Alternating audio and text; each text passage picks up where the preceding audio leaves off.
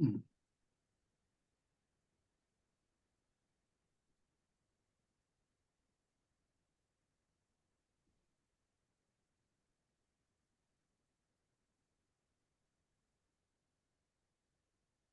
Yes, good afternoon to all. Um, I guess what I wanted to say briefly is that amongst the plethora um, and bombardment, often in safeguarding of procedures and policies and compliance, etc., I just wanted to open the symposium this afternoon with some words on wisdom. In Proverbs 8, just a few words from Proverbs 8, does not wisdom call and understanding raise her voice? I was beside him and I was God's delight. That is wisdom. Last week, it was an honour to attend the Safeguarding LGBT plus people conference in Oxford, and it featured talks and forums and workshops from theologians and safeguarding practitioners and campaigners, all focused on creating a safer and more inclusive church and environment for LGBT plus individuals. The conference aimed, of course, to provide a learning, a connection, and to include action towards justice and inclusion with all the churches. And the honesty and the vulnerability was all heartwarming as it was challenging, as we heard some difficult stories being told and witnessed shared struggles from personal and political experiences, and from the engagement of everybody there in genuine attempts to try and create safer and inclusive environments for everyone. Agreeing and disagreeing was all part of intellectual engagement, but wisdom indeed was present. During the conference, there was some reflection on a report from the Church of England called Lessons Learned Reviews, Safeguarding and Failures on Human Sexuality. And in his response in 2019 to the independent inquiry into child sexual abuse, the Bishop of Bath was quoted. It is absolutely right that the church at all levels should learn lessons from the issues raised in the report. Well, learning lessons sounds like wisdom, doesn't it?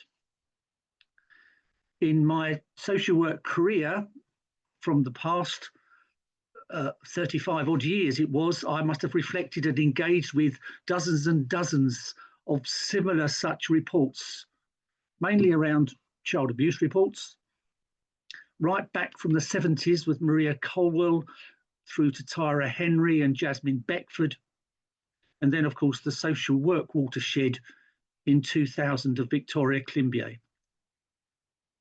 And now those names are just etched in my soul.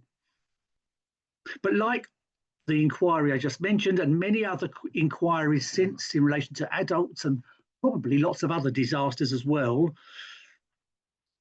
one phrase became commonplace at the conclusion of the debate or the report, and it's been echoing continuously since, and that is lessons will be learned.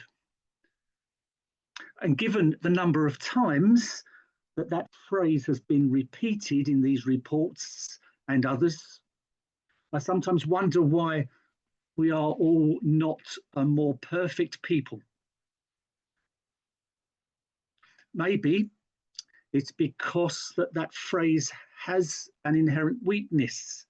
It suggests that absolutely correct procedures, and if they are followed, it will yield positive results, and if abandoned, it will just lead to mistakes. Maybe that's true for some things, but not for all. Children go to piano lessons. And even if they get their fingering right and can play the scales perfectly and learn all they have to learn, it does not guarantee success in a concert hall or even in the aspiring pianist's developing love for music. Many of us perhaps may have spent our younger lives learning Beethoven's Für Elise, and we may agree with that. You just cannot acquire musicality simply by going to piano lessons. Of course, we do learn lessons and we develop, and we should. And we do require processes and procedures and have criteria and compliance. But maybe good practice, political integrity, create a safe environments and a culture cannot be acquired simply by following rules. Such things are fruits of wisdom. And wisdom is not a product of a course of instruction leading to a doctorate. It's a mature reflection on perception and experience, maybe even intuition. And it tends not to speak in moralizing or well-known phrases or remarks. It encapsulates an insight in words that we can all reflect and ponder on. And of course, Jesus espoused wisdom as one of the most precious gifts of God. And he was one of its greatest expositors. Two of his observations may be pertinent. In Matthew, he speaks of a malign presence. When it vacates a place, it may come back, finding it clean, and 7 more have taken its place, even worse. That kind of bleak observation is as pertinent to safeguarding as we try to review and create change and create new policies and procedures. And we don't want those practices and processes in the future to harm or weaken, but to strengthen. And then, of course, in Luke, Jesus talks about building a tower, and no one building a tower without counting the cost. What is the cost of creating a safer space and inclusive environments? As elsewhere, Jesus doesn't make intellectual conjectures, but offers deep perceptions on a lived life and experience. This is wisdom. It's not a solution, a procedure, or a compliance, or a guideline, but a gift which comes from both heaven and earth. In Proverbs 8, I read at the beginning, it was nothing less than the darling and the delight of God, something to be sought after as if it was buried treasure. May we, in all we do in this work in safeguarding, seek to balance our focus on compliance and procedures with wisdom, experience and stories and deep discernment, many of which I heard in that conference in Oxford last week. A very short prayer from Ruth Burgess from the book Friends and Enemies. As the year turns again into darkness, cradle us, bright, holy God. Warm us with wonder, safeguard us with courage, trust us with justice, quicken us with love. Amen. Thank you, Sharon.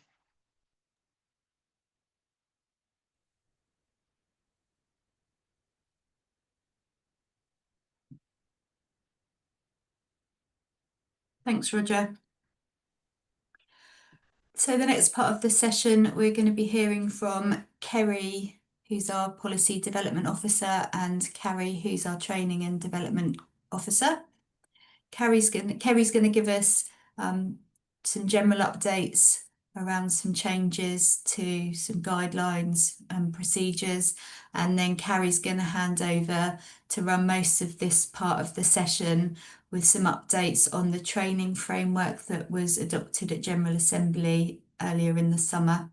So I'm going to hand over to Kerry. Thanks, Kerry.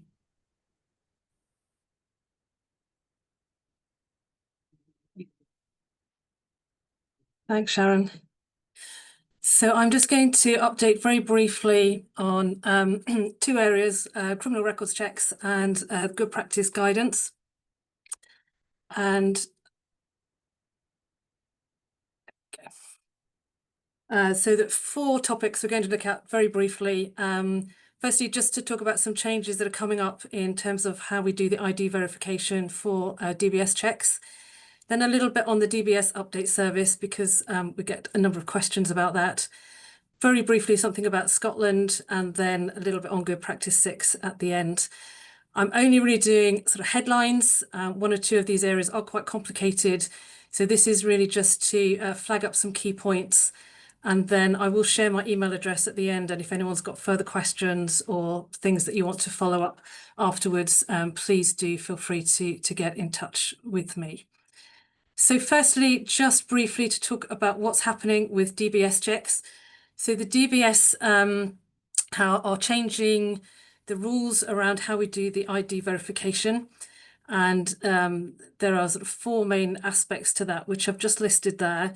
So there will now be the same process for UK and non-UK nationals, whereas previously there were slightly different routes that could be used, but it's all now going to be the same process. There will no longer be a requirement to show or to prove an address. In many cases, we will still check someone's address because it will be on something like their driving licence, but it's no longer going to be a requirement. And that may be helpful with things like if you have young volunteers, because young people sometimes struggle to have the right documentation and particularly documents showing their address. So that is a change that's coming in. There are also some additional documents that people can now use to prove their ID, including tax documentation and e-visas. And there is now a requirement to keep some details of which documents we're using to check the ID for 2 years, which sounds slightly sort of challenging, but actually it will be manageable. So these new procedures are coming in from the 1st of November, although you can use them now if you want to, but they sort of start officially from the 1st of November.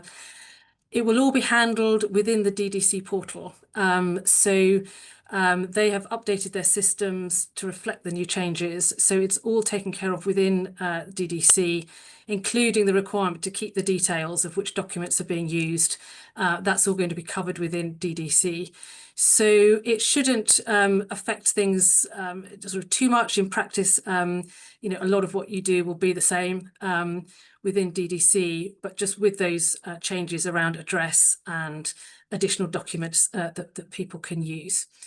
And just a reminder, and this is in the latest guidance from the DBS, that it's not possible to do a check for family members or people who live in your household.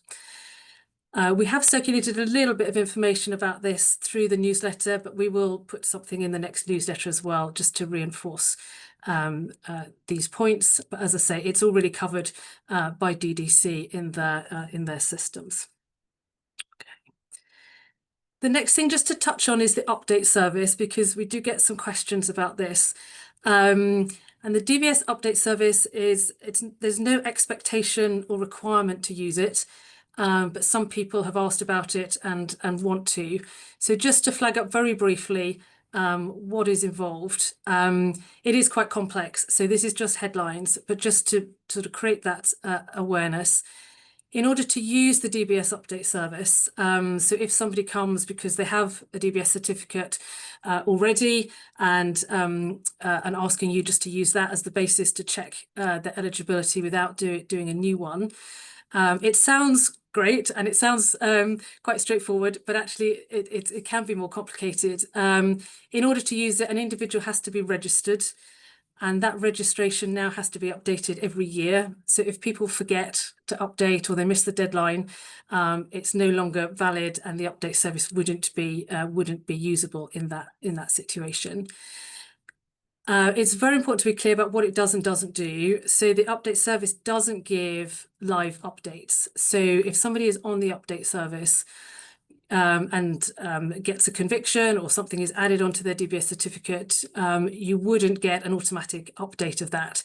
It doesn't currently do live updates. There is a plan that it will do that, but that's a few years away. So it doesn't give live updates. What it allows you to do is to make a status check. So to take the certificate that someone's already got, go online and check whether there's any content on it or not. But that is just something you can do at specific intervals. It doesn't give you live updates. In order to do a check using the update service, you have to have the person's consent and have a record of their consent. You can only do it if the certificate is for the same level and the same workforce that you are needing for that particular role. And that creates some complexities around when you can and can't do it. And if you, it's very important for the results to be properly recorded from what's been checked. We have put some interim guidance about this on the website, but we've emphasised that it is interim because DDC are going to be adding a new module to their system that would allow you to do checks using the update service through their module. So our advice is to really wait until that module is available, because if it's done through DDC, then it will all be recorded on the system and we'll have proper accounts and records of what's been done and which checks have been done. If you do it independently, which you can do, but if you do it independently, then you have to record it separately, and there's a potential for a bit of confusion there. So our advice is to wait for now until that new module is available within DDC, and we will let you know when that's coming out, when we've had that update from DDC. So as I said, there's no expectation or requirement to use the update service, but for those churches that do want to use it, those are just some summary points of what you need to think about. There is some guidance available on the website as a temporary measure, but generally we would say wait until DDC have issued their new module. The next point to mention is just for those of you in Scotland. I imagine that you will know about this already, but I'm just going to flag it up. There has been quite a lot of publicity around this, and the Synod in Scotland has been very active in making sure churches are aware of this. But the new legislation in Scotland is now in force, and that has brought about some changes in the levels of checks that are needed. So if anyone is in a regulated role in Scotland, they're now legally required to be in the PVG scheme and to renew that every 5 years. For anyone else, a basic check can be done. So there are really those two options, a PVG for certain roles, basic check for everybody else. We have updated the matrix of which checks are required for different roles within the church in Scotland, and that is available on the main URC website, as well as on the Scotland through the Synod in Scotland. But if anyone has any queries on that from Scotland, then we would recommend that you contact Vicky Royal in the Synod of Scotland office, as she's dealing with all the practicalities of that one. And the last point I wanted to mention was just in relation to Good Practice 6, which we launched 2 years ago. And our policy is to review the guidance every 2 years. So it's now due for a review, which we're just working on at the moment. It's important to say that it's not a big rewrite. So it's not going to result in significant changes to the guidance that you've already got. Because we did a big rewrite 2 years ago, we don't need to change most of it. What we're really doing is just looking to see, are there any areas that need additional clarification? So anything where we can just help make it a little bit clearer. And 1 or 2 topics where we might need to provide some additional guidance that wasn't covered in Good Practice 6. So one example there might be around low-level concerns, which we didn't really cover in Good Practice 6, and we may need to add something on that. So it is not going to require lots of rewriting of policies or procedures or anything like that. So please don't be alarmed. We're not reprinting, so the documents, the booklets that you've got now will stay. But what we will do is just add a short appendix with any of these areas of clarification and additional information, which we'll send out to churches through email. It'll be on the website, it'll be in the newsletter. And it would just provide a little bit of, as I say, extra guidance on areas where we feel it would be helpful to provide that. So if there is anything in current GP6 which you think isn't quite clear enough, or there is any topic you think it would be helpful to have a little bit more guidance on, then please feel free to email me on that address there, and I can include that in the review. And we will look at that as part of this process of the two-yearly review that we're doing. But I really want to emphasize, please don't worry, it's not going to require lots of rewriting of everything. It's just additional points of clarification and guidance where we want to do that. Okay. So those were the points I wanted to raise. I know I've gone through them fairly quickly, as I said, the headlines only, but if you have any further questions or you want to follow up with me, please contact me on that email address there. And I'll now hand over to Carrie, who's going to talk about the training framework. Good afternoon, everybody. I'd just like to echo the thanks that everybody else has said for you being here. It's very much appreciated. It's brilliant that this is an opportunity to go through the new training framework with you. So the new training framework, so it's a revised edition of the previous training framework, was agreed at General Assembly in July. So it is now available on our website. There is a section that says training framework, so you can access the full document there. So I'm going to go through the key changes with you over the next 20 minutes or so. And as with Kerry, if there's any questions, then you can email me afterwards. So first of all, to highlight that within the new framework, we have separated out England, Scotland and Wales. So there are quite different requirements for Wales specifically around training. So within the training framework, there are 3 quite specific sections, and depending on where your church resides, you can go to the corresponding section and find the exact information for you. So this will tell you, dependent on your role, exactly what training is required in that part of the United Kingdom. With Scotland, we have a service level agreement with the Church of Scotland, who provide all the training for us, but we've made sure that it still corresponds with our roles and responsibilities. So whatever the role is, it will direct you to what level of training is required, and that will be in line with the level of training that is asked of in England.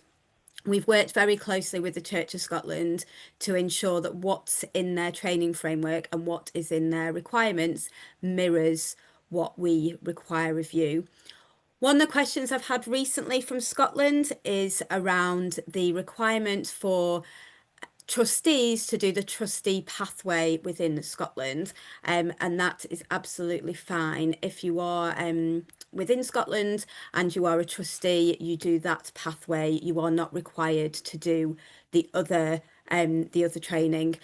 If you've got any queries about the Scottish framework, then as was highlighted before, you can email Vicky up in Scotland, or you can ask me, but the training does go through the Church of Scotland. Wales have quite specific legislation on their training requirements that is from the Welsh Government. So again, we've made sure that we fall in line with what is required from Wales, and we've made sure that our roles mirror what is required in terms of their Group A, Group B and Group C training. So our matrix for our foundation, intermediate and advanced mirrors and lines up with what Wales have asked for in terms of Group A, Group B and Group C. So hopefully it's very clear, no matter what nation you are in, no matter where your church is, what level of training is required of you. And so I will emphasize and go into that in a bit more detail now by looking at the key changes, because within those key changes, you'll be able to see how it matches up with the different nations. So one of the key changes is that we've revised the topics within the different levels of training. And again, I'll go into that in a bit more detail in a second. One of the main things that we do need to make you aware of today and going forward is what level of training has been mandated for your specific role. So there has been some changes to that, and that is something that you need to be aware of if you're a role holder, because obviously the requirement may have changed and you need to make sure you're in line with that because it has been mandated by the General Assembly. And then in addition, we've got quite a few bespoke training modules which have now been aligned with roles and recommended depending on your role. Again, it's just to make it a little bit clearer how those bespoke modules might fit in with the work that you're doing within your churches. So hopefully a lot of people are familiar with foundation, intermediate and advanced training. And what you can see on this slide is that the introductory and the foundation are blue and underlined. That's because I have linked directly to those training modules online. I will make the slides for this available afterwards, and when the symposium recording is put onto the website, I will put the PDF of these slides. Just gives you another avenue and another route into this training to help you find it really easily. So as I said, hopefully you're familiar with foundation, intermediate and advanced. They are the three main levels of training that we offer within the United Reformed Church. So the introductory module we have introduced for those people who may have done quite a significant level of safeguarding training, either with another denomination or in a professional role. So we have stipulated in the guidance, so the training framework guidance is quite a long document, and at the beginning of that is all the ins and outs of the compliance. And one of the things that we have written in detail is that if you come from another denomination, or maybe you've had training with another denomination at quite a high level, then it may be that you can skip our foundation training. It may be that you can even skip our intermediate training if you have done an equivalent with another denomination within the last year. So whereas training is normally repeated every 3 years, if you are having to skip or you're able to utilize training from another denomination, it does need to have been done a lot more recently than that. And then you would obviously refresh in line with our 3-yearly model. So if you have completed high-level training somewhere else, what we still ask is that you do an introductory module. This is a slimmed down version of foundation. It doesn't go into the detail of what abuse is or the signs and symptoms, but what it does tell you quite distinctively is what you would need to know for safeguarding within the United Reformed Church. So it's very specific to the denomination. It gives you all the information about things like Good Practice 6, our policies, our procedures, who our key people are. So that is vital information. If you've come from a secular organisation, we're very mindful that there are some very skilled workers within our volunteers. We've got former teachers, social workers, doctors and the like. If you've got that high level from a secular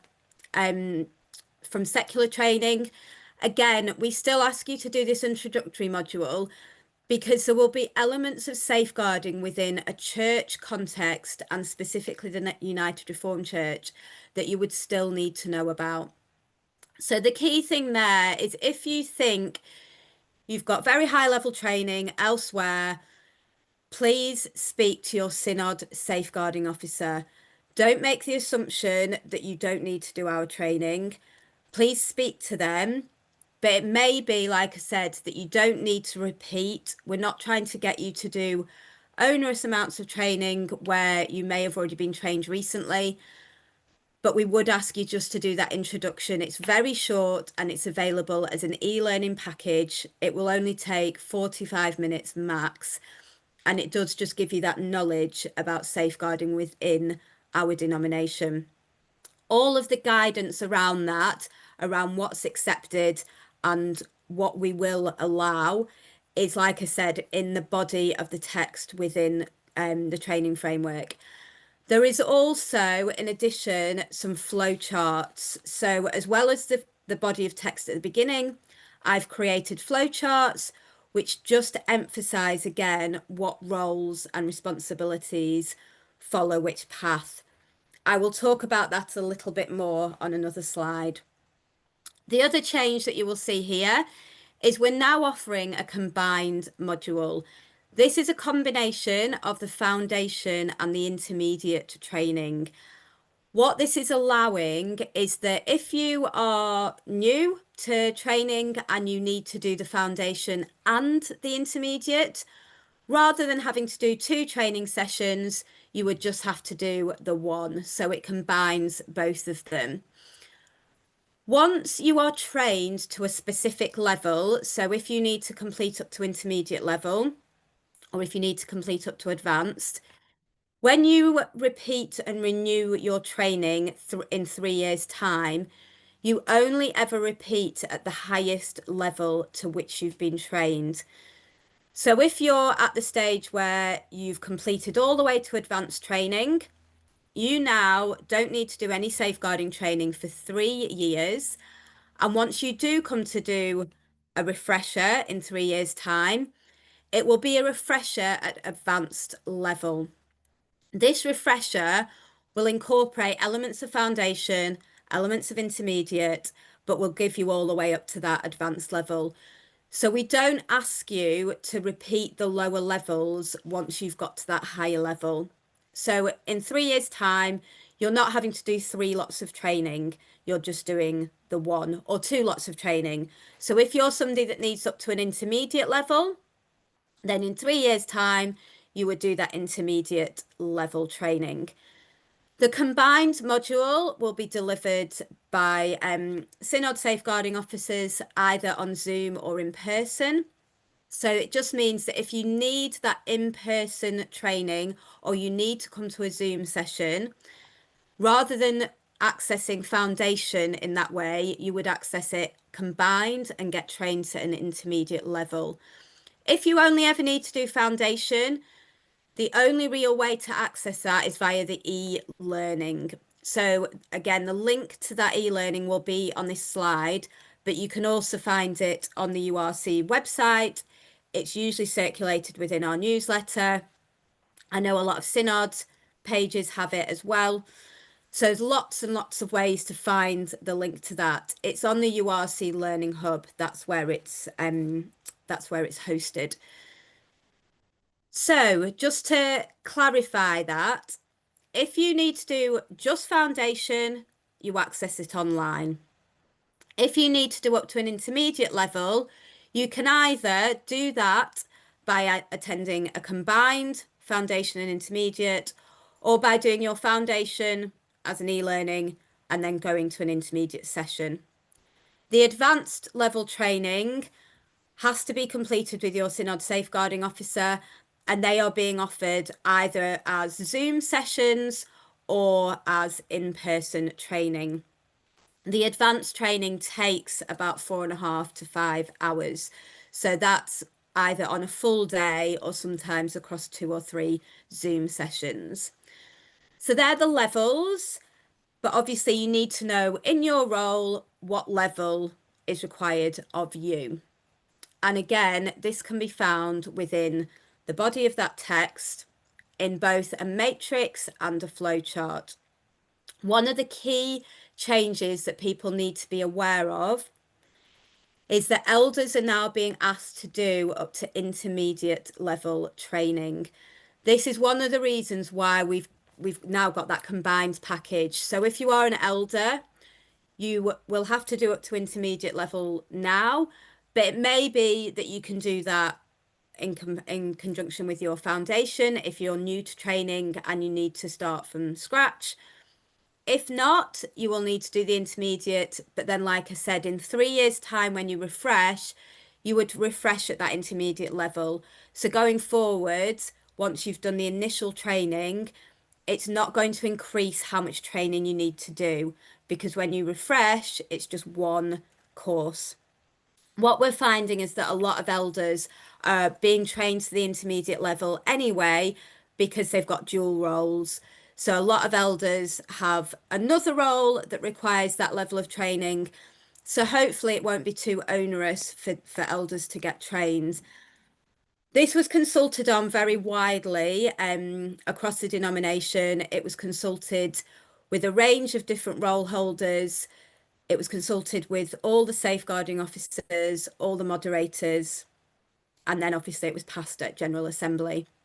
It was agreed unanimously and with the Safeguarding Committee that elders do need to do up to intermediate level training because of the responsibility that you hold as leaders within the churches.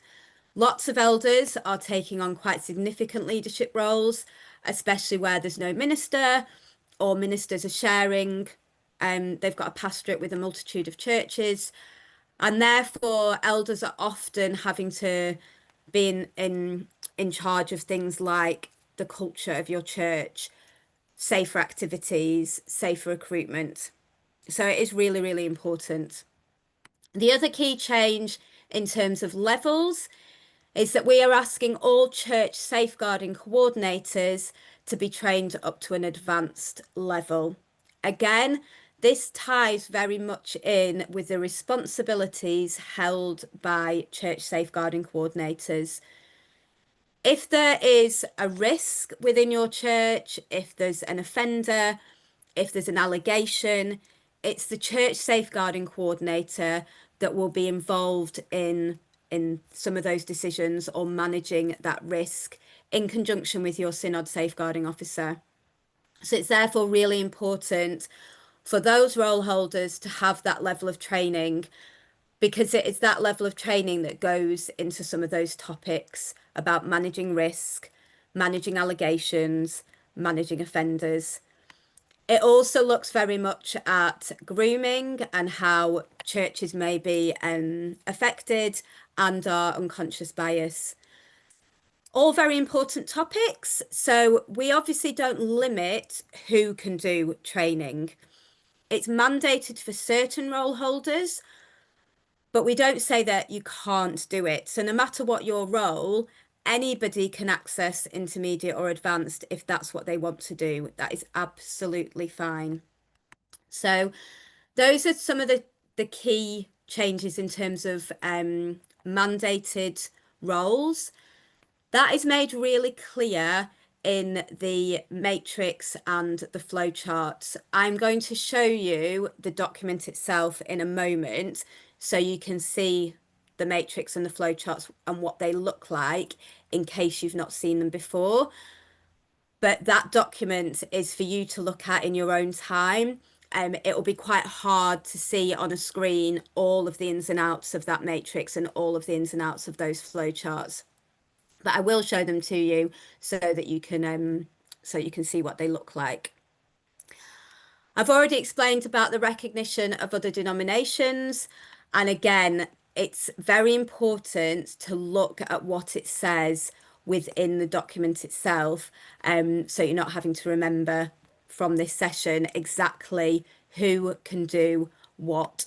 It's very, very important for for church safeguarding coordinators and elders to have looked at this training framework and be familiar with exactly what roles are needing what training. Church safeguarding coordinators obviously take on the responsibility of overseeing safeguarding within their churches. The elders who act as trustees have that oversight. You have that strategic responsibility for ensuring that training is being undertaken. So it needs to be discussed at elders meetings. The training framework should be presented at an elders meeting. When you're looking at your at safeguarding as that standing agenda item, it'd be a really good opportunity to go through all the role holders in your church and check what training they need and whether they have had it. It's really, really important that church safeguarding coordinators are being supported by the eldership in that, because of that strategic responsibility. And also because, as we know, churches are often getting smaller, role holders are getting older and are taking on more responsibility. So we do really ask you to just support one another in that and really help your church safeguarding coordinator to make sure that this training framework is being fulfilled. If you've got concerns or you're struggling for people to undertake training, you're not getting the compliance from volunteers, people are struggling, reach out to your synod safeguarding officer. Do not sit in silence. Please make sure that you are working alongside your synod safeguarding officer to get that training delivered to you. Please speak to them if it's a challenge. We need to know where there are challenges so that we can look at ways to overcome those. So please do make sure that you are communicating. One of the other key components to the framework is about records. So as I stated earlier, training needs to be refreshed every 3 years. But one of the challenges that we've got is making sure that we know who has completed training and whether they're due for a refresher. So we have asked within the framework for synods to take on the responsibility of inputting records onto the database. So when you complete training, your synod safeguarding officer alongside their admin will upload a record onto the database to say that you have completed training at the relevant level. It will also have obviously the year that you've completed that. However, in order to make sure that that is up to date and that is that has all the data that we need, we do need to make sure that role holders are actually on the database. So that's a role for church secretaries to be making sure that role holders are listed on the database so that then synods can support you in looking at who actually needs the training. But we are just asking, I'm very appreciative of the amount that we ask you to do as volunteers. And I do just want to take a moment to say a massive thank you to the church safeguarding coordinators, to the elders, everybody that's here today. You're taking time out to keep your church safer, and it's very much appreciated. So we are just asking you to bear with us, to support us. We can obviously only do as much as we can with the information that we have. So the more information that we have from churches about who needs training, the more that we can put on that training, the more that we can support you to make sure that people are getting trained. Obviously, if you've got questions about that, you can contact me, or you can speak to your synod safeguarding officer. So the other key thing, as I said, we have a multitude of bespoke training courses available to you. All of these training courses are circulated. They are delivered by myself. And I'm sure there's a lot of people here who have attended a lot of these courses. So again, thank you for your attendance at those. So we have a training program, and usually the dates are circulated every 6 months. So the dates for the rest of this year are still out in the ether somewhere. The dates for next year, for the first 6 months of next year, have been circulated via Emma. So Emma has circulated those along with the newsletter. If you've not seen those, then they are also up on the website. And again, the link to that flyer is in the top right-hand corner of this slide pack. So another easy way to find it if you're struggling afterwards.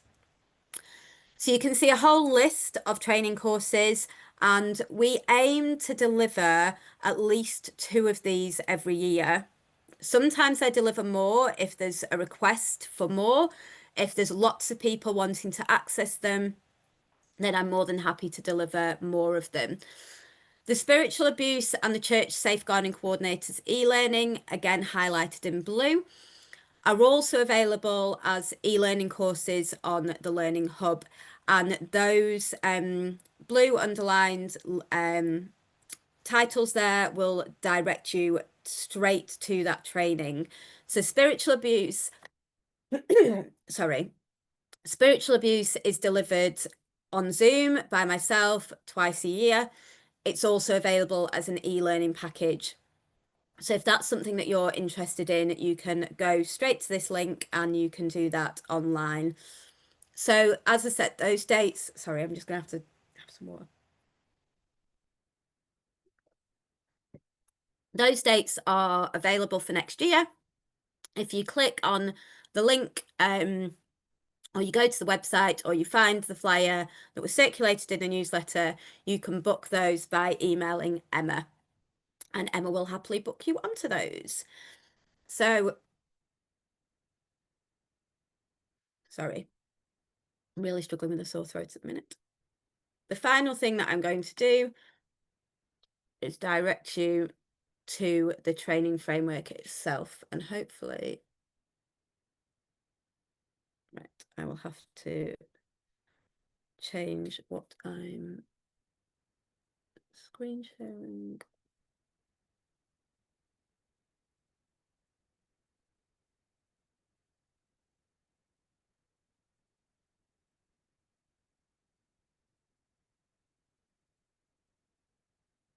There we go. So this is the document. It's resource S2 on Good Practice 6. And as you can see, it's got lots and lots of information. It's got all of the information about the key levels and the topics that are within those levels. So you've got that information there about exactly what to expect if you access that training, what kind of topics, what kind of information will you get from that training. So that's the first thing. And then we've got this matrix. So this matrix makes it very, very clear, depending on what role you're in, what level of training we expect and require you to do. Now, as I said, this is mandated by General Assembly. So we are expecting churches to be compliant with that. And obviously where role holders are refusing to do training, then that will be discussed with the Synod Safeguarding Officer, and it could potentially lead to a disciplinary. Now, that's not something that I want to highlight too much, because we've been very impressed recently with the take-up of training and people's willingness to want to come to lots of different training courses. And again, for that, I do thank you. If you are struggling, though, with the people in your churches not wanting to access straight training or refusing, then please do speak to your Synod Safeguarding Officer about it. We do really want to support churches in that, and we don't want you to be struggling in any way. So like I said, you've got the clear ticks about if you have to do foundation, intermediate or advanced, but we've also listed all of the bespoke training against your roles. Again, just to give people a little bit more information or guidance on what training might be relevant to the role that you're in. That's not to say that anybody can't access any of this training. So it may be that you're an adult worker or that you are an elder, but you want to do the safeguarding of children and young people, and that is absolutely fine.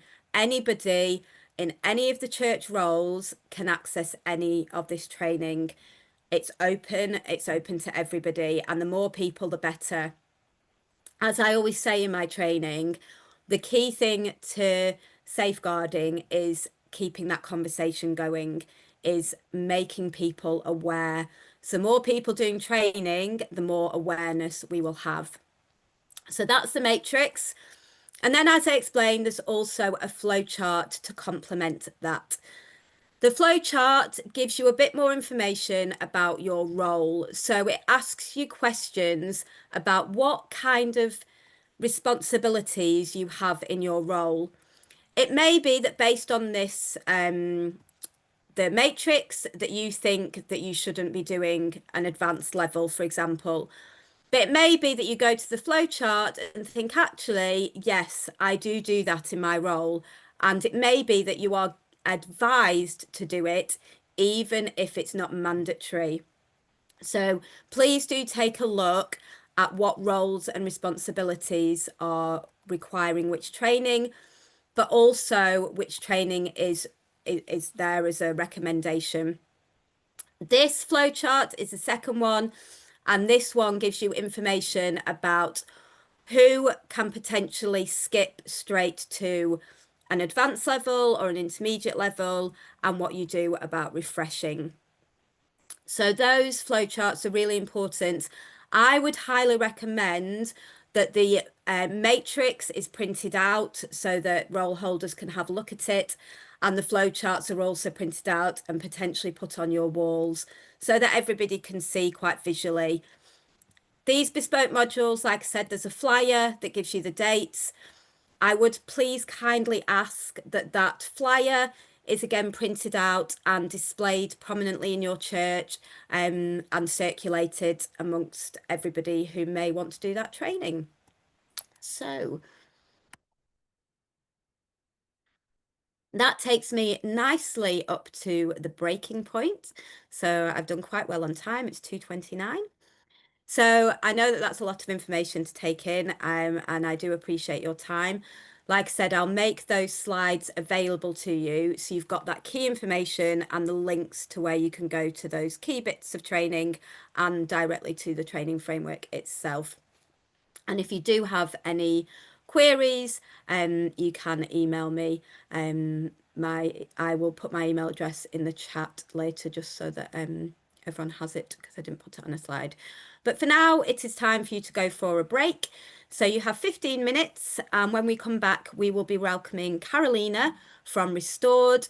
Restored are a fantastic Christian charity that support and work with people who have been impacted by domestic abuse. So that will be your topic after the break. But we will see you in 15 minutes. Thank you very much.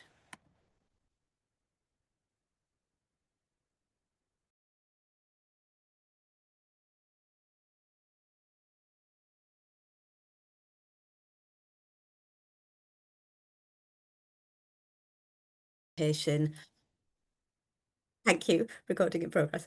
I will be handing over to Carolina, and she will be doing a presentation on domestic abuse.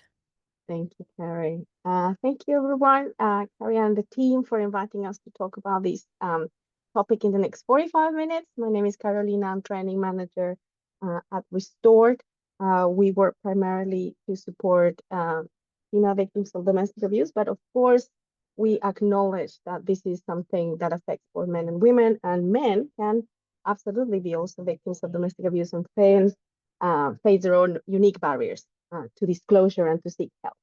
So the session has been tailored to the information you're going to be hearing will apply for both male and female victims and survivors of domestic abuse.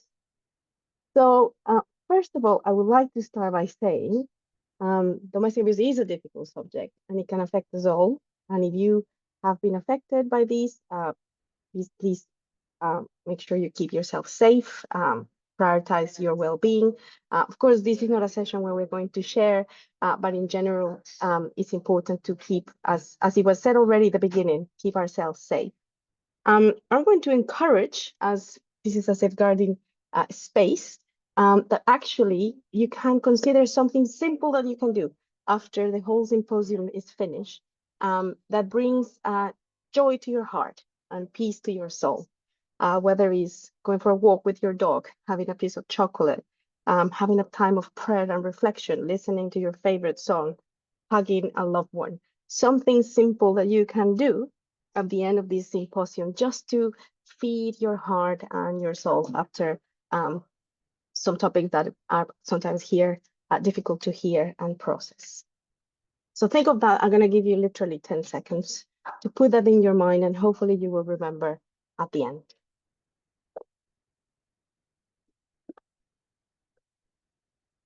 Hey, so what we're going to do in the next 45 minutes, we are going to talk about the definition of domestic abuse. We're going to identify the different types. We're going to talk about some of the warning signs and understand some of the barriers to leaving.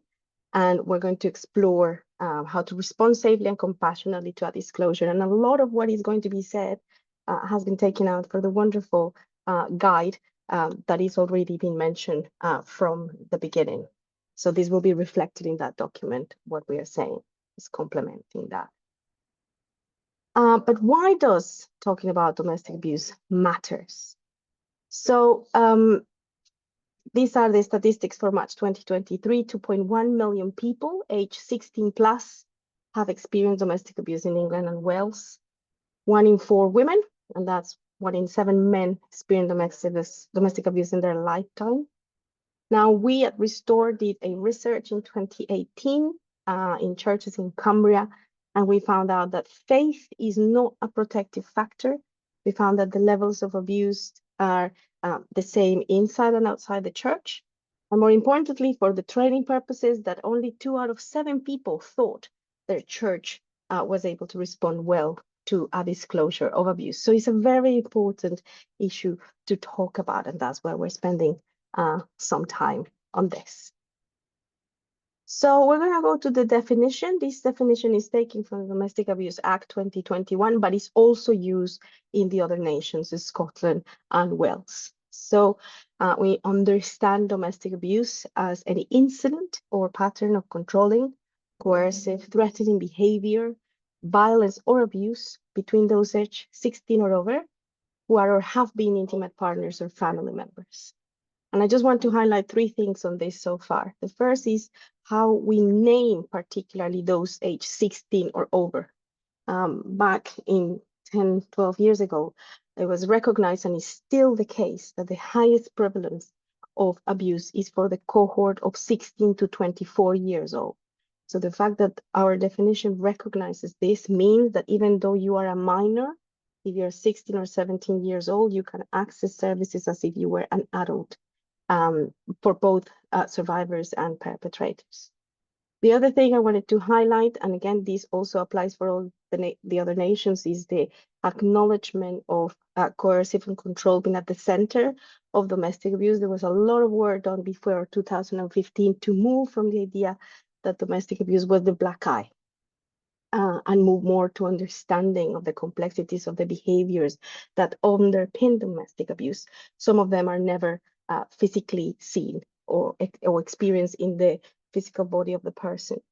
Now, the types include psychological, emotional, physical, sexual, financial, and spiritual. Now, in the case of the Domestic Abuse Act of 2021, spiritual is not mentioned in the act. However, is mentioned in the statutory guidance that has been circulated across all statutory governments to identify spiritual abuse as one of those categories. And this was really important for us of people of faith, that this was recognized as one way in which domestic abuse is perpetrated.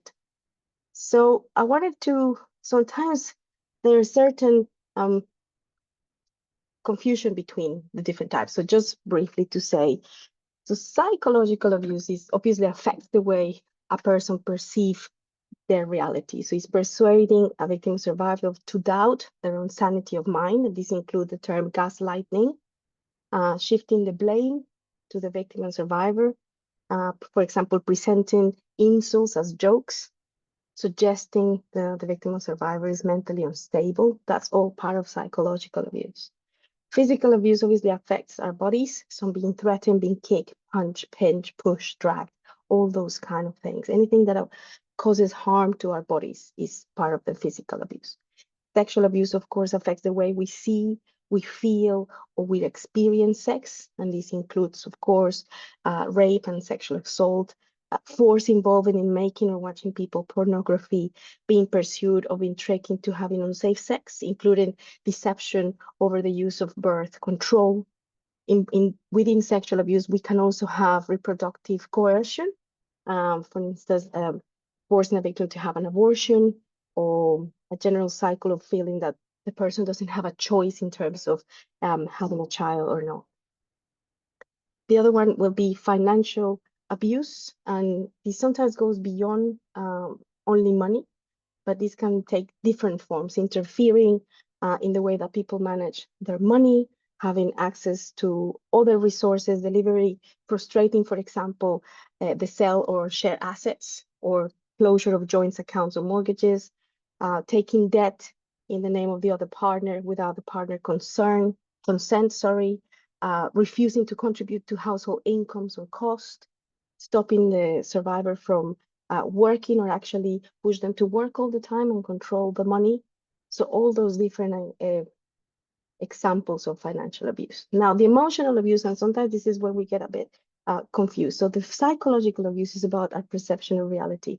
Emotional abuse affects the way we feel ourselves, we feel about ourselves. So examples of these could be repeatedly being belittled, repeatedly being yelling or shouting at, insulting, verbal humiliation, both in private or in company, being laughed at and being made fun of, in cruelty, discriminating and mocking someone because of their disability, their sex, their gender identity, or their faith, are all examples of emotional abuse. And now in the spiritual abuse is something that affects the way we practice our faith or our spiritual beliefs.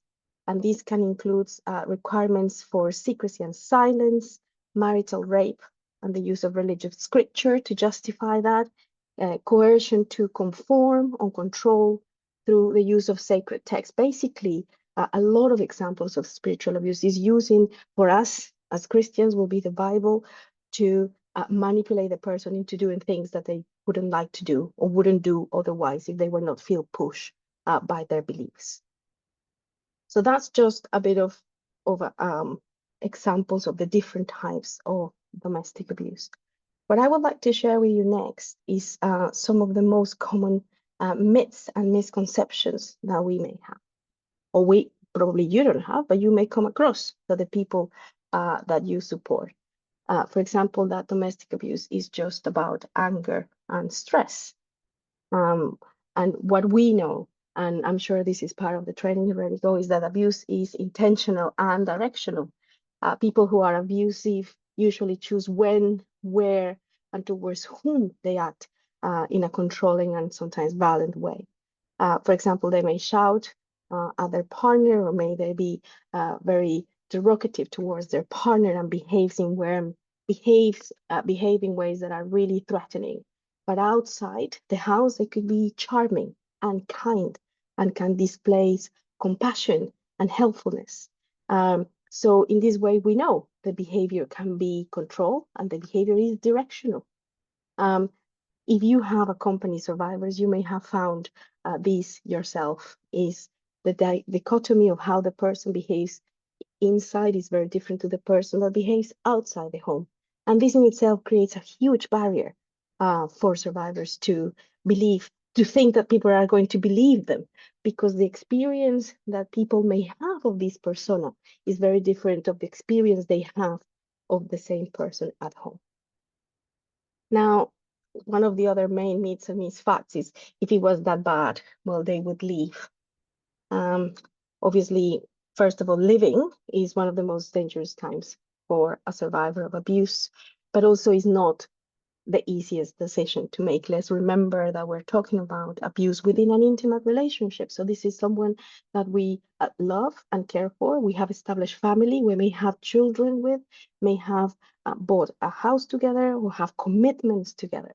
So living is not, we're not talking about someone that is our neighbor or a friend. No, this is someone that we share more than life itself. So living is not easy. Many people don't live because they fear serious harm or even death, or also they fear that their children will be harmed. And we sadly know in the UK that the statistics of children being killed at the hands of their own parents as the ultimate punishment of a perpetrator towards a survivor.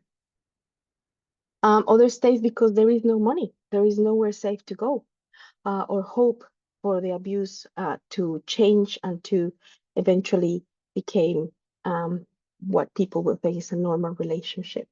So sometimes actually where we will be should be asking is not why they don't leave, but probably why does the abuser make it so hard for them, and why they don't stop abusing will be probably a better question. Now, another myth, particularly in the context of where we're speaking here today, is that it doesn't happen in Christian homes. And the reason I'm here today is because I was working, I've been a Christian since I was a teenager, and I was working here in the UK with Latin American Women's Aid. And at the point I just started the job as an office manager, and I had never came across domestic abuse, or so I thought.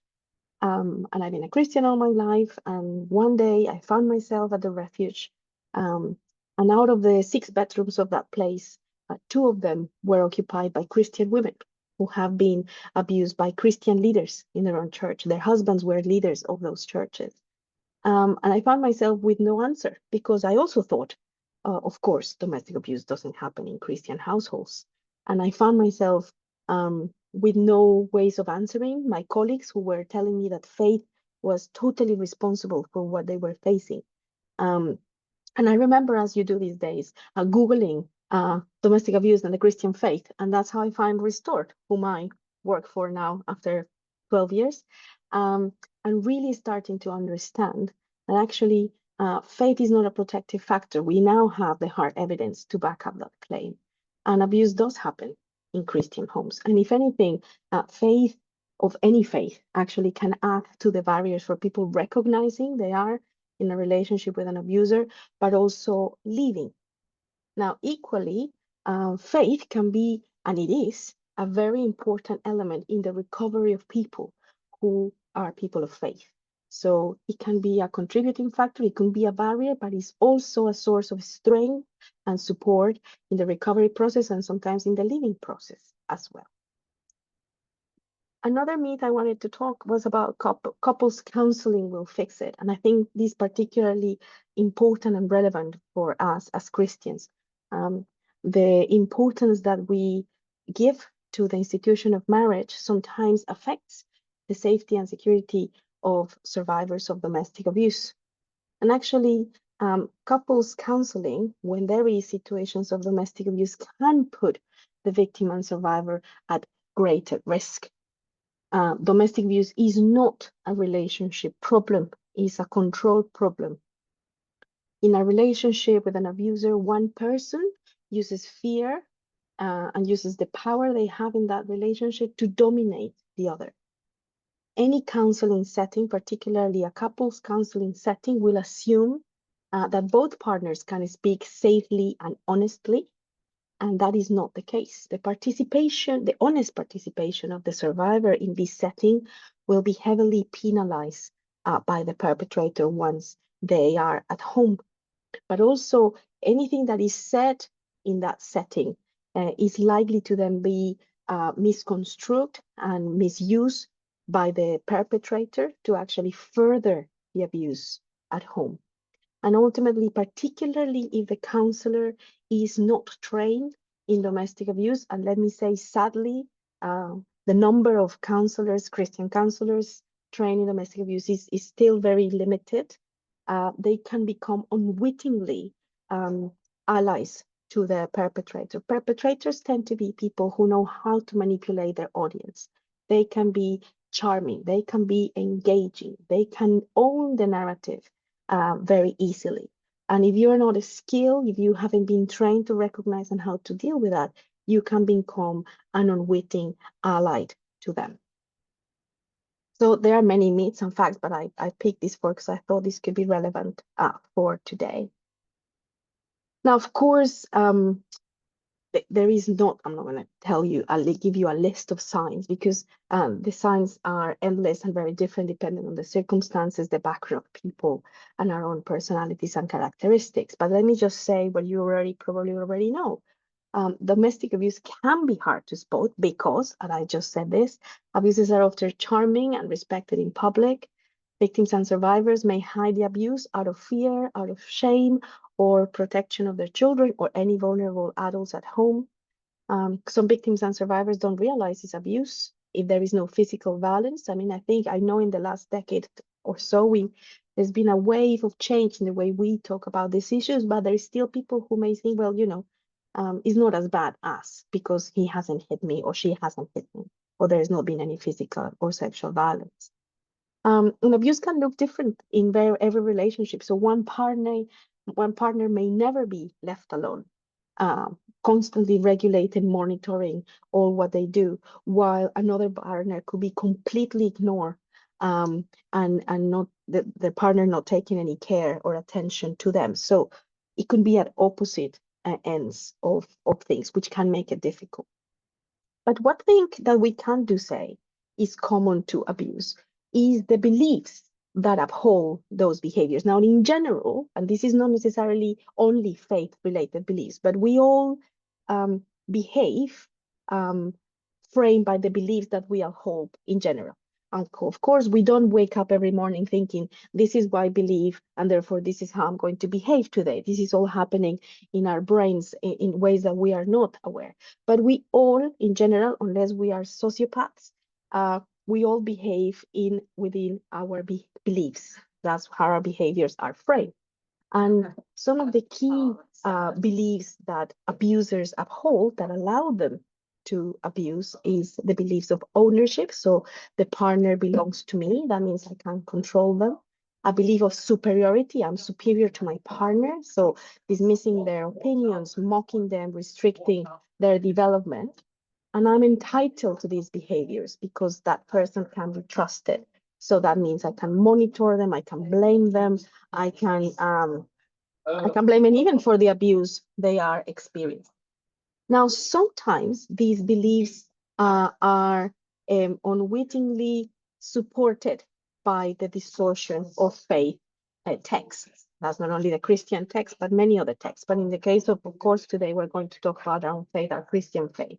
So, for example, misuses scripture that talks about submission or blaming the partner, because obviously Eve was the one who sinned, and the story and the narrative of creation, or pointing it out that the men are the head of the house. And all these things can sometimes not challenge those beliefs, but actually affirm those beliefs. Now, in absolute contrast, what we know is, scripture can be manipulated in any way. But the core of, as it was shared at the beginning of this session, the wisdom of God, when we see Jesus, it really opposes all these views of ownership and superiority and entitlement. Remember that Jesus called us to love God and love each other as we love ourselves. It's a tenet of our faith, where it talks about love cast away any fear. So all those things are tenets of our faith.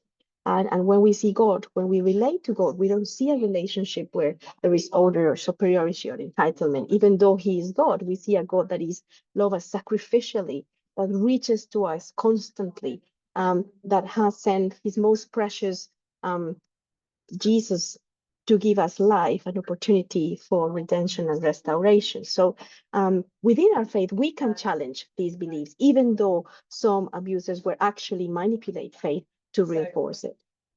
But this is very important. So those are the beliefs that uphold abusive behaviors. And some of them I already mentioned when we were looking at the different types of abuse. But what is the effect of those beliefs in survivors? And there may be many. I'm just going to mention a few. The survivors may look nervous or jumping. They may check the time or phone often. And we can see this in the different ways that we interact with people in our churches, whether it's in the Sunday service or in our toddlers group or in a men or women's meetings, any other occasion when we are together, we can see these. They will be over apologetic or self-critical, really harsh when referring at themselves.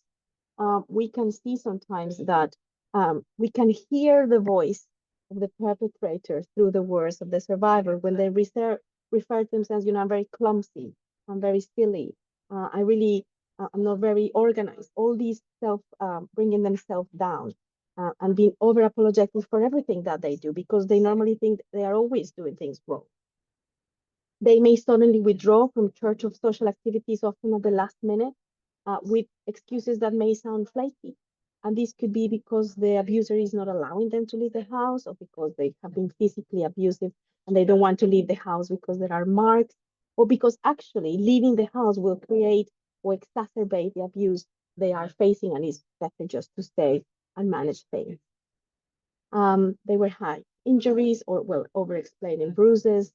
They were over-defend or excuse the partner's behavior. So one of the things we say in our trainings is when you are supporting a survivor, always try never to speak about the abuser or to criticize the abuser, even though as tempting as that is, because actually what that could create is, in general terms, the survivor may become very protective of that. And why? Well, let's remember that this is abuse taking place in intimate relationships. Again, abuse doesn't mean that that person stops with my husband or my partner or my wife or the person I actually love. That's still part of it. And I still hoping that this is going to change and this is going to stop, because my genuine desire to have a nice relationship, a nice family still is there. And it will take time and time to reflect and other practical things to be in place for me to start considering that actually this is not going to change and I need to leave this relationship. And survivors may say it's their fault, and they may try to think that if they change, they submit more, if they pray more, if they stop nagging, then the abuse will stop. So basically they will think the abuse is their fault. Now, I want to briefly also share about this last bit, which is what healthy versus abuse looks like. Now, in no way this is meant to be a tool for you assessing relationships, because that takes a bit longer. But in general terms, so how does a healthy relationship look like? Well, in general, you will say a healthy relationship will be one with mutual respect, where there is shared decision making, when there's opportunity to have friendships and family links outside the intimate relationship, where there is freedom to disagree, and when there is honesty and trust. That doesn't mean there are perfect relationships, of course not. We all have times when we fight, when we probably say things that we regret, but in general, there is no an element of disrespect or any of the things we see on the other common, which is in an abusive relationship, normally one person dominates. There's a unilateral decision making, either in general terms or in particular topics that are key for the survivors. There is an isolation from sources of support. There is a fear in general, not only of disagreeing, but in the general, an element of fear within the relationship. And there is secrecy, there is monitoring, and there is accusations. Now, as I said, everyone argues sometimes, and we're not asking for perfect relationships. But if fear becomes part of the relationship and control becomes a pattern, then we're talking about domestic abuse. We're talking about a relationship that is abusive. Now, we're going to talk about responding well. And I think in the frame of this symposium is obviously very important to say, the first thing about responding well is the centrality of safeguarding. And of course, the whole of this afternoon has been talking about all the updates on training and the documents and recognizing the importance of safeguarding. So you are already in a good position to respond well. Now, the second thing I would like to encourage in terms of safeguarding, if you haven't done already, is to make links with your local domestic abuse service provider so you have personal connections. Because when the time comes, when you need to refer someone to them, it's going to be much easier if you know the person who actually is the outreach worker or is the person, the first point of contact to assess risk, if you already know their name, if you already know them by name, that is going to be much easier. And the other thing you can do from a safeguarding perspective is to think and identify what are the key challenges to the safety of victims and survivors in your particular area.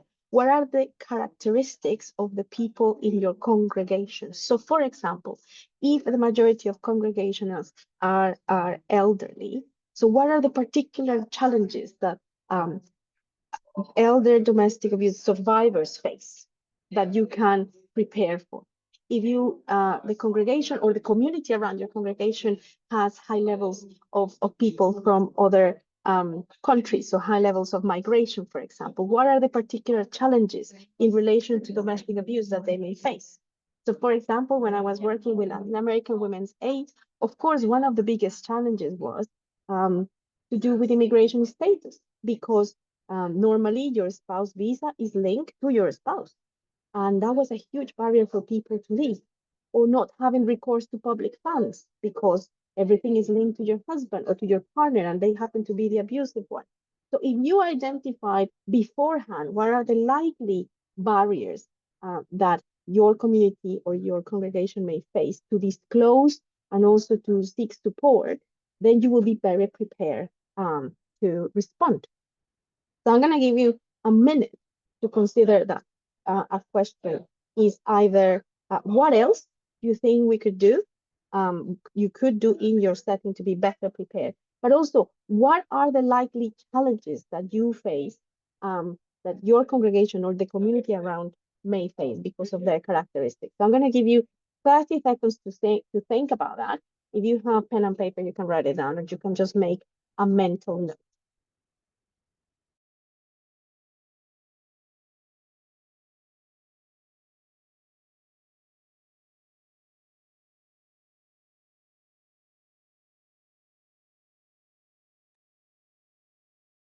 Great. So continuing with responding well, we are going to now talk about continue to talk about things we can. So when a victim or survivor comes to talk to us, they are very unlikely to say they are being abused or use the words domestic abuse or anything like it. It is likely to be much more subtle than us and easy to miss. And an actual disclosure may not happen on the first conversation, or disclosures of different magnitudes can be made at different points in conversations. Maybe the first thing they said, oh, I'm just having a bad week over coffee, and things are a bit difficult at home. But if you inquire anything else, people say, no, but it's fine. It's just one of those weeks. But the way you receive that little conversation will probably enable the person to come back with a bit more information later. So how important is to believe what people say, to listen attentively and believe. I just want to also echo something that Carrie said, the importance for elders to be trained.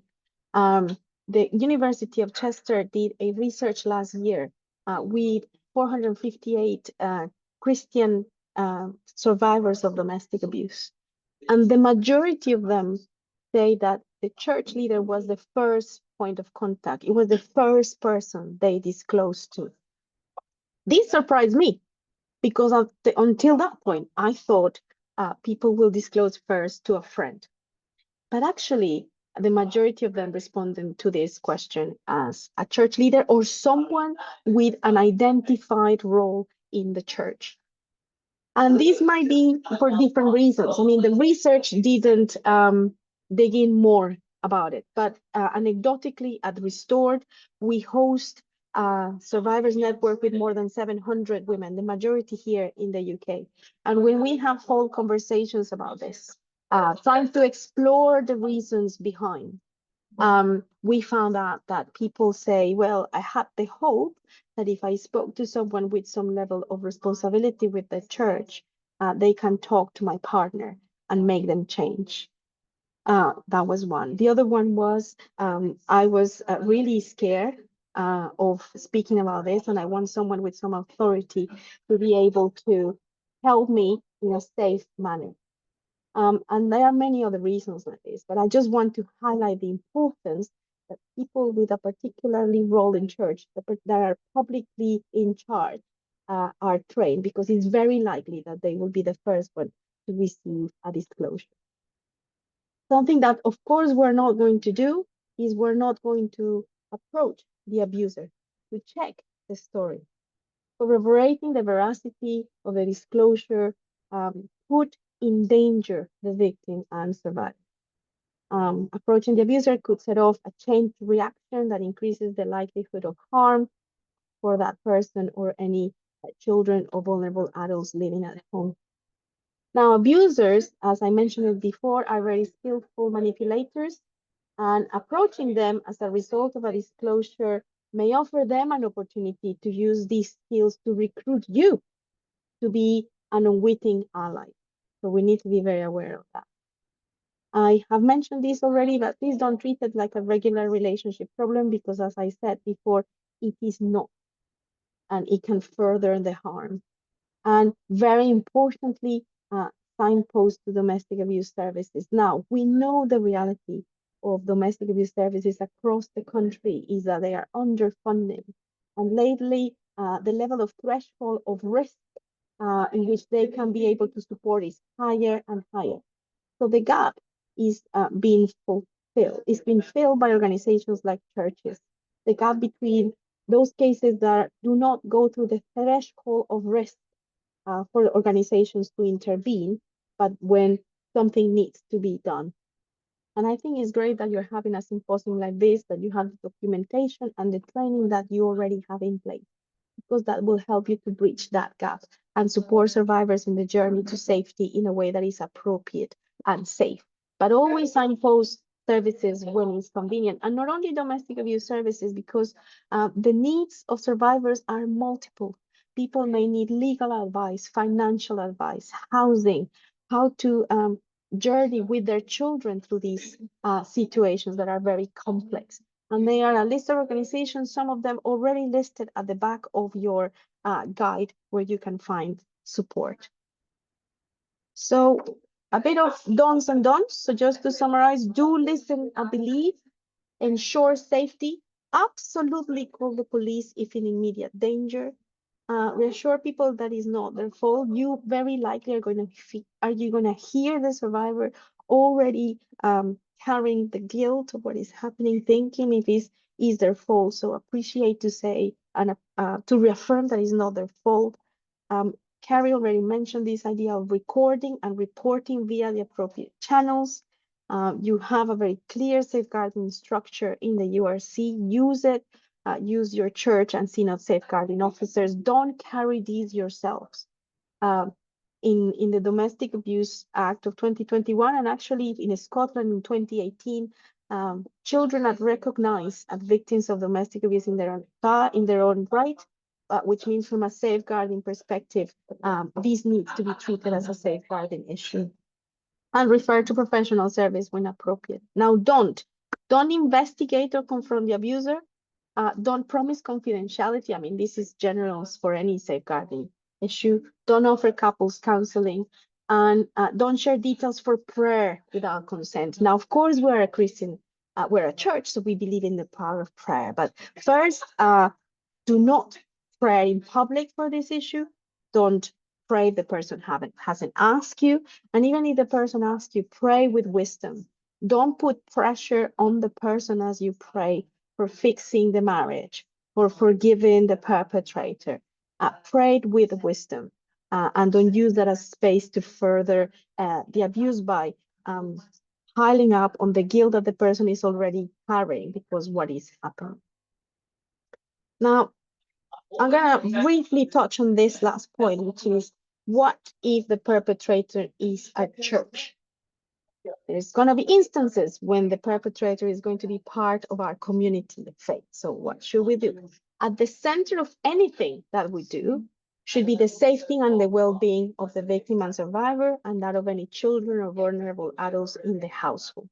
Now, working with perpetrators is a specialized area, and we always ask people to refer the person to a perpetrator program, and you can look at Respect, and they are the people who really monitor all the perpetrator programs in the country. So the church should not be offering any perpetrator programs or anything like that, but it could walk alongside a perpetrator. And I often go to churches to train churches, and I get asked, but we are called to love everyone. So how can we love the perpetrator? And my answer to is you love the perpetrator by offering accountability and opportunities to recognize what they have done and repent. And this needs to be done in a way that the survivor is safe and preferably not living together.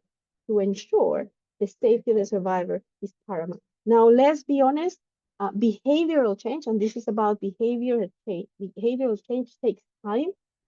Any perpetrator program takes 12 plus weeks because we need to change the beliefs that uphold those behaviors. There are not easy or quick answers for perpetrators.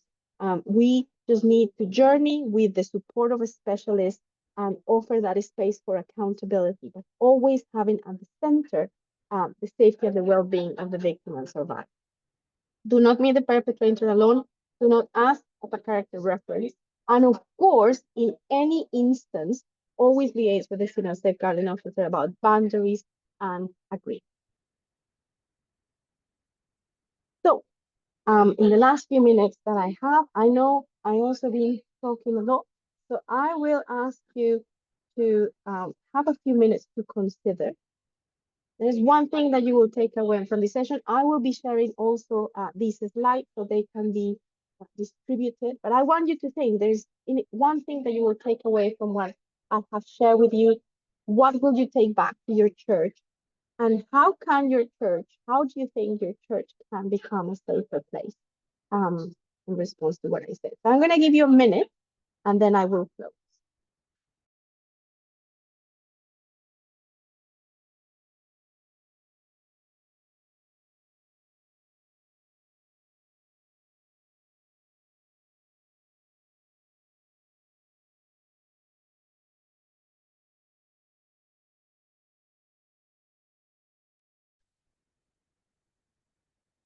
Thank you.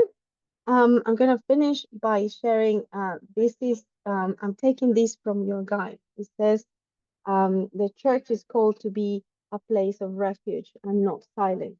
And I really love that quote. And the reality is we don't make our churches places of refuge unless we actually actively act to make them place of refuge. So you being here is part of that.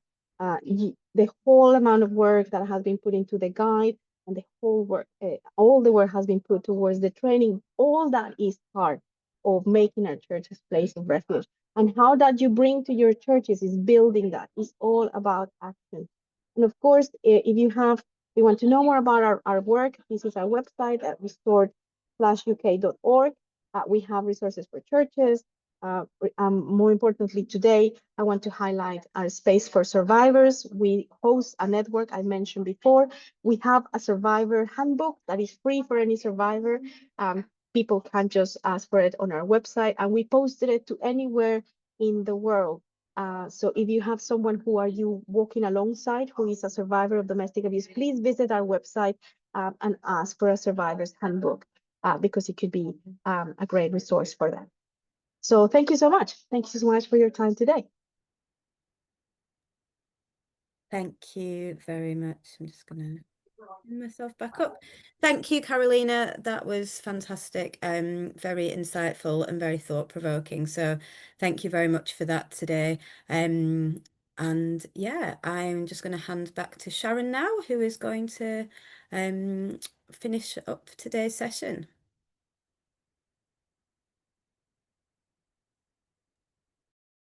Thanks, Carrie.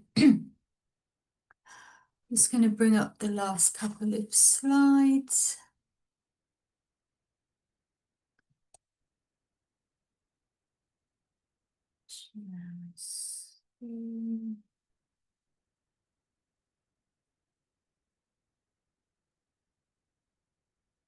Great, hopefully you can see that side. So it's just about keeping in touch, keeping up to date with any changes that are happening across the denomination or within statutory services. how to keep up to date. So we have the websites of the Synod and the church, the URC website. So these are kept up to date with any changes, any guidance documents. We'll update our website. You've also got the resource in Synod of your Synod Safeguarding Officer. So like Carolina pointed out a few times, if you've got any concerns relevant to domestic abuse or anything else safeguarding related, please use your Synod Safeguarding Officer. They're there for you to use for support advice. They also deliver a lot of training across your synods. If you can keep up to date through our training package, which Carrie talked about. So Carrie runs some bespoke training sessions online, a couple of each of them each year, and they come out in our quarterly newsletter, the dates for those. Quarterly safeguarding newsletter. If you haven't been receiving that and you would like to, I'm going to put the safeguarding email address at the end of the slide, in the last slide. Email Emma on that email address and she will add you to the mailing list. But the quarterly newsletters, we have some we have updates and changes to guidance or policy. We have good news stories. We share any other relevant information across the denomination related to safeguarding. So sign up for that. And we've also started to send out regular emails to church safeguarding coordinators. So when something's amended or updated, there's a new guidance document, we've started to intentionally email church safeguarding coordinators directly so it doesn't get lost within a newsletter or on a website. So if you're a church safeguarding coordinator, look out for those emails that come from Emma in the safeguarding team. And then just another way to keep in touch and also to raise awareness of safeguarding in your church and to create a culture where safeguarding is talked about regularly. We have something, or there is something, Safeguarding Sunday, which this year it's on the 16th of November. So this is a national initiative. It's not specific to the URC, although the URC does create some resources for Safeguarding Sunday. So the worship notes are safeguarding specific, but 31.8 lead on the resourcing of Safeguarding Sunday. So you'll find service plans, activities for young people, prayers, small group work, songs. So I'd really encourage you, if you're involved in any part of the service on Sunday the 16th, to use some of those resources. And if your services are already planned, consider it for next year, just as a good opportunity to raise awareness of safeguarding within your church and all the good work that you're doing. So as we close, just a few thank yous, particularly to the people that have been involved in speaking today. So Roger, Carrie, Carolina, and thank you to Emma, who's been working behind the scenes to make sure everybody's had the right links, that the text worked today. So thank you to her. And thank you to all of you for coming along and giving your afternoon up to hear from updates and hear from Carolina about the importance of understanding domestic abuse in our church settings. I'm going to use, to close, a song from the Safeguarding Sunday resources from 31.8. You'll be pleased to know I'm not going to sing it, but I'm going to read it as a prayer. So if you'll join me to close with this prayer. It's from the Safeguarding Hymn by Ali Barrett. May our church be a place of nurture, where we all may come to know how your endless love sustains us. May we work to build your kingdom, full of truth, light, and grace. From negligence and failures, you have called us to repent, drawing energy for action from the voices of lament. As the secret hurts long hidden may at last be brought to light, May truth unlock the freedom that is every person's right. For you hold the broken-hearted till they can live again, and your justice stands like mountains, while your mercy falls like rain. When the smallest child is valued, and the strong empower the weak, when each human life is hallowed, and the unheard voice speak. So with humble thanks we praise you, and we lift to you in prayer all the people you are calling to this ministry. Give us wisdom, grace, and courage, holding fast to all that is good. Amen. Thank you again for joining us for the afternoon. Go away and enjoy your activity of your choice that Carolina suggested. And Emma will send around copies of the slides, contact details of the people that you've heard from today. And like we've said a couple of times, if you need support after the session, reach out to someone that you trust. You've got church safeguarding coordinators and your synod safeguarding officer, or the safeguarding email addresses at the bottom of this slide. Feel free to jot that down and someone will be available on that this afternoon if you needed somebody to talk to through that. Thank you again, everyone, and enjoy your afternoon.